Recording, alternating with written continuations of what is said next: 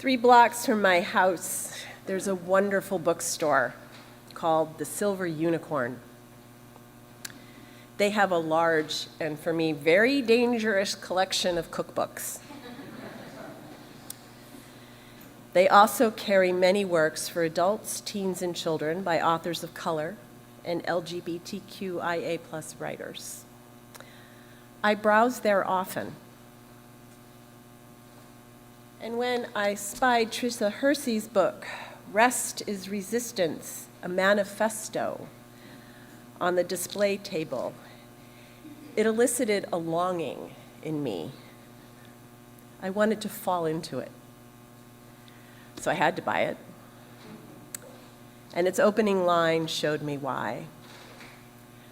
I want this book to be a prayer.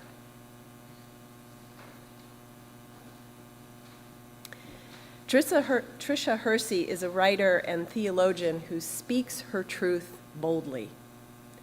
She grew up in Chicago in a family deeply rooted in the Black church and Black liberation theology. And being raised in this culture of family, church, and community offered a powerful counter-testimony over and against the larger American white supremacy culture. She writes, I see the brilliance and miracle of human beings. We are not machines. This work would not be possible without my deep study and love of Black liberation theology.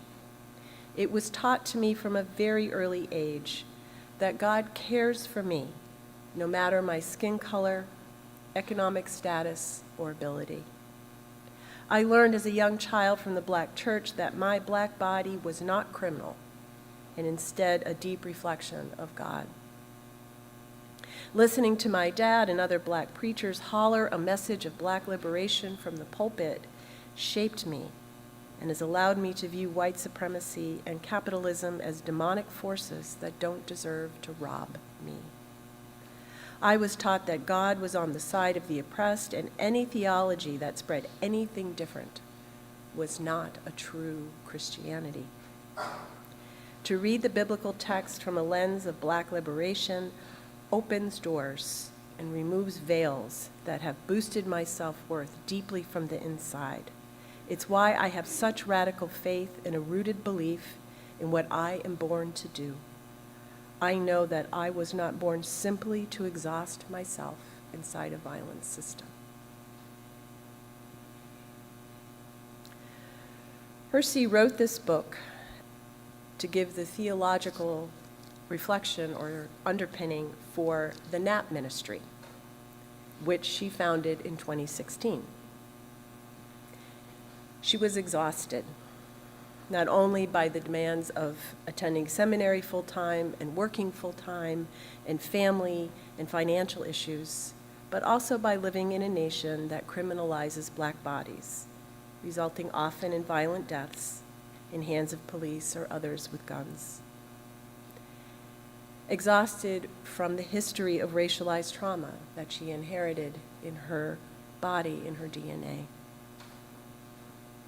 This nation's economy, she notes, founded on the practices of enslavement and labor exploitation, was built upon the idea that the main purpose of the human body, particularly poor bodies and bodies of color, is to be used as a machine in service of labor to increase wealth for the few while convincing the rest of us that our happiness could be met by the consumption of material goods for which we need to work, even to the point of exhaustion, to accumulate.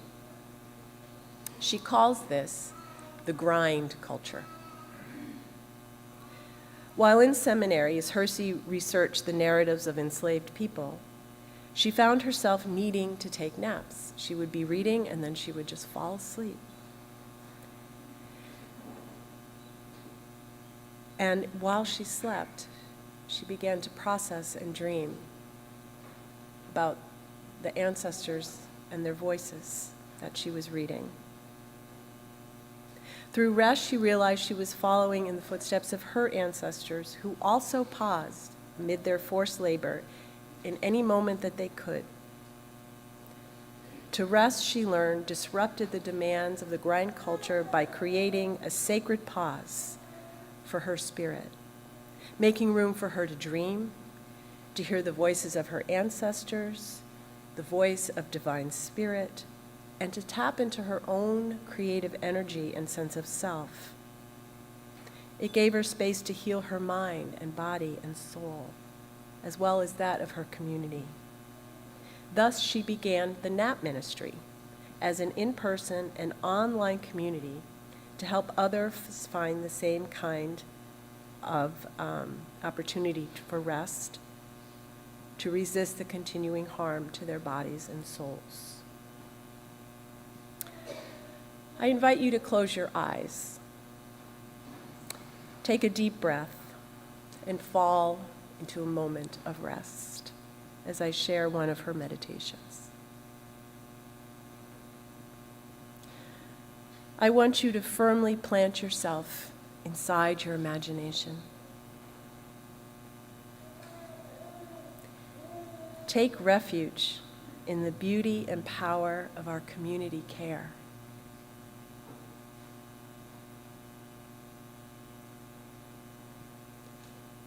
Take root in our daydreaming.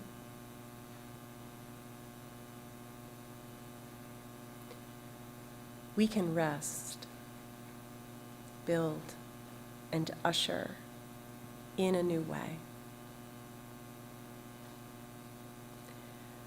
We can center rest and care no matter what the systems say.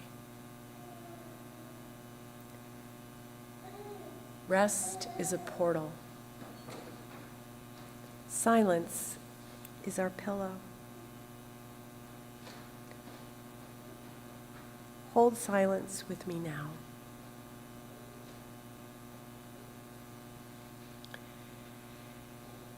Take a deep, full breath for 1. Hold for 1, 2, 3, 4. Breathe out. Release the shame you feel when resting. It does not belong to you.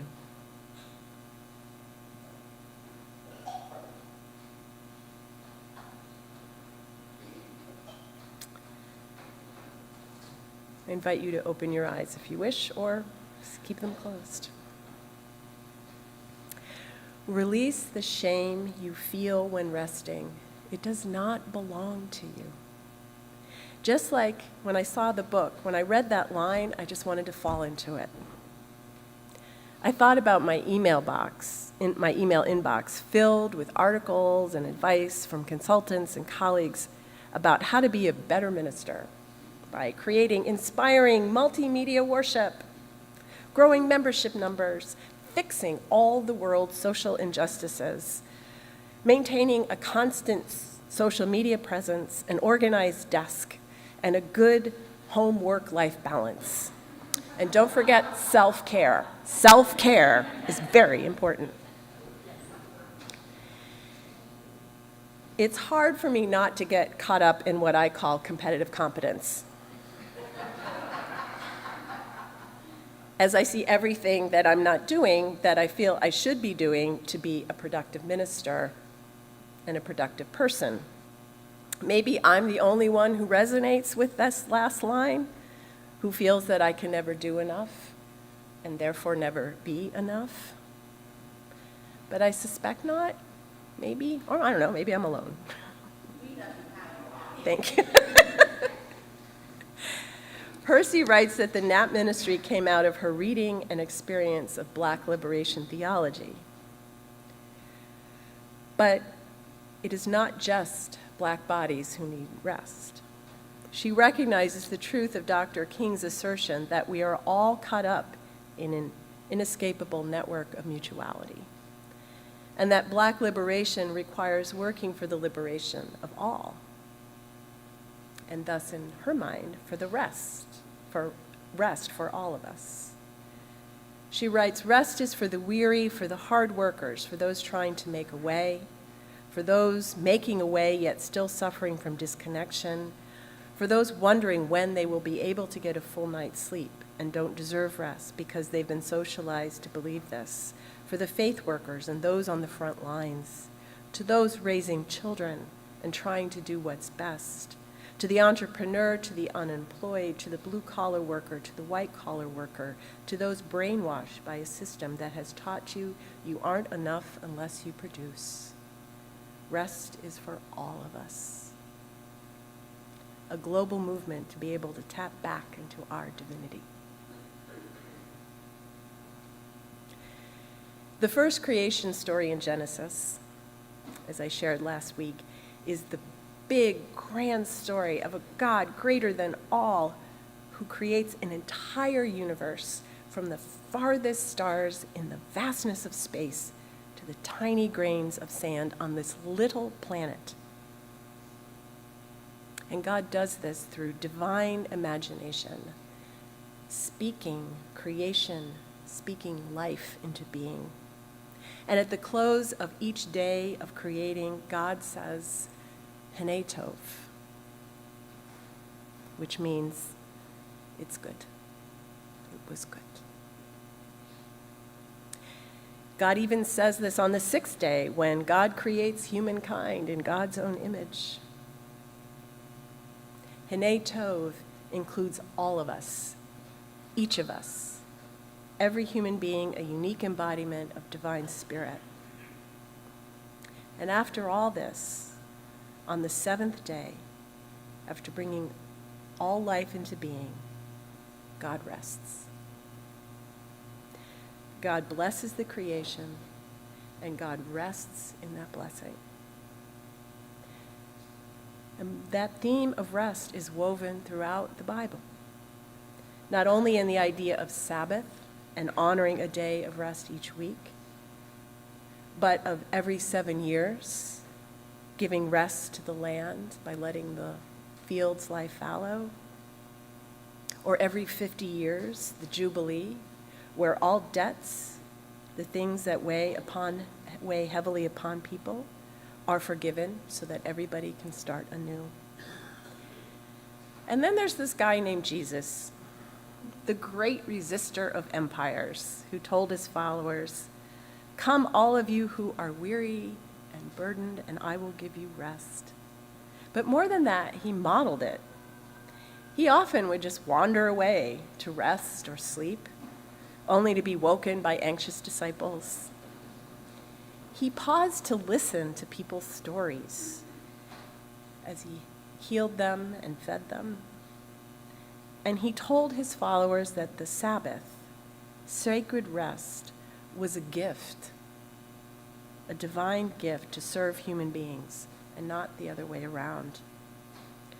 Reading these stories in the Bible through the lens of Black liberation theology, as Hersey does, we can see how rest is indeed a sacred gift and a form of resistance, physical and spiritual, laying claim to the right to care for one's own body and soul over and against the people and powers who would exploit them.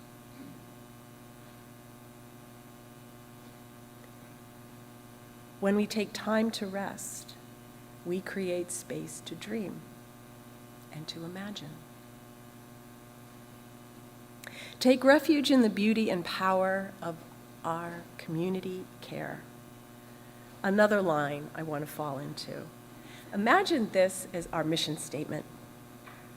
At the heart of our covenant, we gather to take refuge in the beauty and power of our community care. We gather to take root in our daydreaming, to build, to rest, build, and usher in a new way.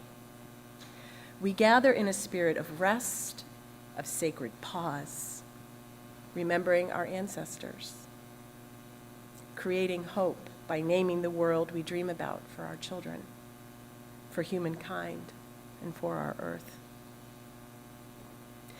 We experience time in different ways. Mostly we live in chronological and linear time, our days and weeks guided by the clock and schedules and the things we have to do. But we also live in sacred time, within the rhythms of nature and the seasons. within the rhythms of intention through meditation and prayer, and within the rhythm of our bodies and spirits, their need for rest, for connection, and for healing. We live within the rhythm of life itself, births and deaths, joys and sorrows, comings of age that mark both celebrations and losses, endings and possibilities. Sacred time, kairos, as the Greeks called it, invites us into being rather than doing, to lose ourselves in time, to the call of creativity and rest, the Chane Tov, the affirmation of the goodness and worth of all creation and our own being. I've been spending a lot of time with Francis Weller's work on grief and how it is both all the emotions that we experience in the face of death and loss and a faculty of being human. To be human means that we will experience grief in our lifetimes, and we can, in communities of care, help one another metabolize grief in ways that ripen rather than stunt or destroy our souls. And he names 4 things he has in his medicine kit for metabolizing grief: practicing self-compassion, turning toward rather than away from feelings, being astonished by beauty, and being patient, allowing the soul the time it needs to grieve. Weller's medicine kit, like Hersey's nap ministry, calls on us to pause and rest in sacred time, to truly take care of our own and each other's souls. The public health emergency declared for COVID is coming to an end, a sign that we have returned to something closer to the normal we knew before the pandemic arrived 3 years ago. With this comes the pressure to get back to work, to pick up the pace and move on. And yet COVID has left much grief, exhaustion, and anxiety in its wake, as has the violence in our own country, in other lands, and toward the earth itself. We are still in a liminal season, a sacred time of grief for what we have lost, and also a sacred time of creative possibilities for what might be. A time to pause and rest instead of rush through and fix. Let's take root in our daydreaming. Let's rest, build, and usher in a new